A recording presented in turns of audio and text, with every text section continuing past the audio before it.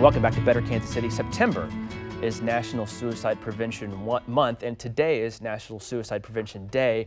One goal for many health organizations is to open up the conversation, and Amanda Davis of St. Luke's Crittenton Children's Center is here to offer some guidance.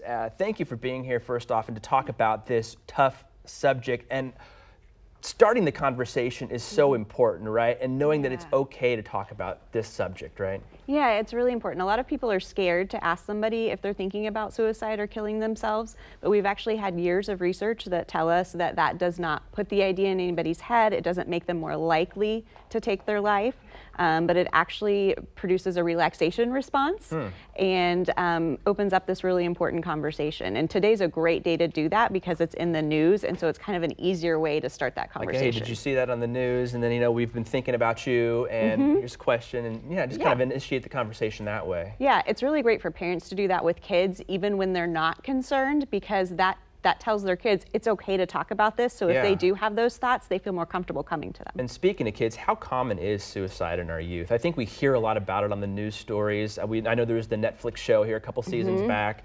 How common is it? It's actually the second leading cause of death for children ages 10 to 24. So the only cause above that is accidents. So some of those actually might even be suicide deaths because you're talking car accidents or overdose accidents that we just don't know enough about. What are some of the stressors that you guys have found can trigger harmful thoughts in our kids? Yeah, I mean, it's really anything that would stress you out. So it's kind of the same stuff. So definitely the start of school is a stressful period for a lot of people. A lot of our youth, we're finding that school is a very stressful time and place for them. So anytime you get around finals time, or if they don't make a sports team, or if there's any kind of a disappointment, that's a vulnerable time. Certainly if they've lost a friend to suicide, which unfortunately is happening a lot in our metro schools, that's a time to be concerned as well. You know, you're right, it always seems like we hear about it, and then the common line is counselors are available, and you know, but is it good for people to talk about it? I mean, we kind of spoke on this before about bringing that conversation up, and it's okay to ask somebody that we've noticed something different.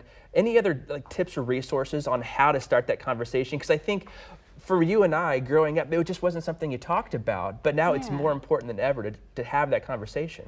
Yeah, I mean, it's really important just to ask the question very directly, but it's also important when we do have an event that happens and that conversation starts that we talk about it in a really specific way. There's a lot of research around how you talk about a suicide death and how that affects a contagion effect where other people might then think about it. So we want to talk about it in a way where we're talking about the fact that there's help available and there's hope for getting better, and that the fact is most people, when they have those suicidal thoughts and feel so overwhelmed and in so much pain, that pain eventually gets better.